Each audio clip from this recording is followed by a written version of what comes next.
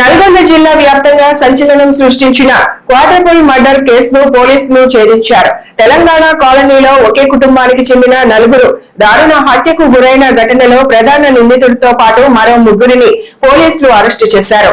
జిల్లా ఎస్పీ శరత్ చంద్ర పవార్ మీడియా సమావేశంలో కేసు వివరాలను వెల్లడించారు. పోలీసుల కథనం ప్రకారం కుటుంబ సభ్యులకు బంధువైన వ్యక్తి ఆర్థిక ఇబ్బందులు, డబ్బు ఆశతో ఈ దారుణానికి పాల్పడినట్లు దర్యాప్తులో తేలింది. ఘటనకు ముందు పోలీసులకు దొరకకుండా ఎలా తప్పించుకోవాలనే అంశాలపై ఇంటర్నెట్ లో సమాచారం వెతికినట్లు, అనంతరం ఇంట్లోకి ప్రవేశించి నలుగురిని హత్య చేసి నగదు, బంగారం, కీలక పత్రాలతో పరారైనట్లు పోలీసులు తెలిపారు.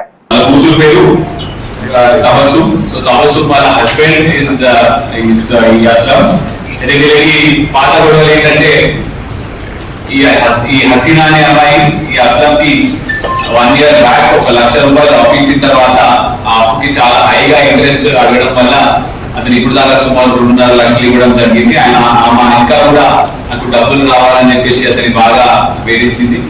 అదేవిధంగా వీళ్ళు ఈ అస్లం ఇంకా ఈ తబస్సుమ్ వీళ్ళు హైదరాబాద్ లో క్యాబ్ డ్రైవర్ గా పనిచేస్తారు. వీళ్ళకు కూడా ఆర్థికంగా బాగా ఇబ్బంది ఉండడం వల్ల వాళ్ళకు కూడా డబ్బులు చాలా అవసరం ఉండేది.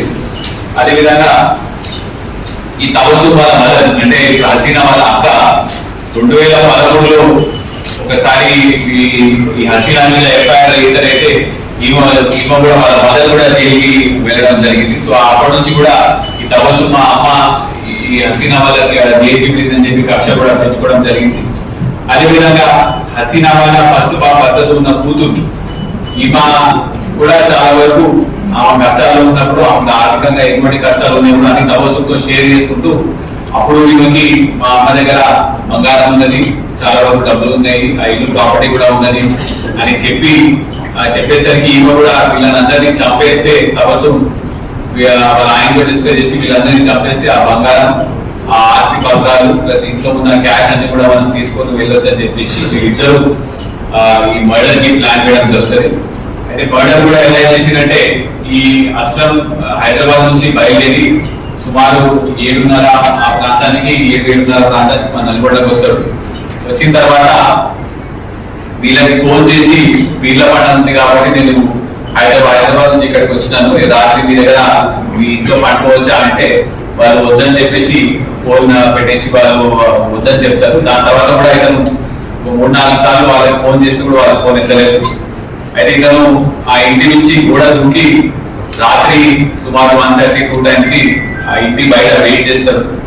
పొద్దున 5 o'clockకి హసీనా బయటికి రాగానే డోర్ తీసి వాష్రూమ్ అంటే వీళ్ళ వాకిలి లోనే వాష్రూమ్ ఉంటుంది, ఇంటి లోపల ఉండదు. డోర్ తీసి బయట వాష్రూమ్ కి రాగానే అతని దగ్గర ఉన్న కత్తి చూడొచ్చు, ఆ కత్తి తీసుకొని ఆమెను ఇమ్మటే మెడకాయ దగ్గర ప్లస్ నెక్ మెడకాయ అండ్ చెస్ట్ మీద కూడా స్టాప్ చేయడం జరుగుతుంది.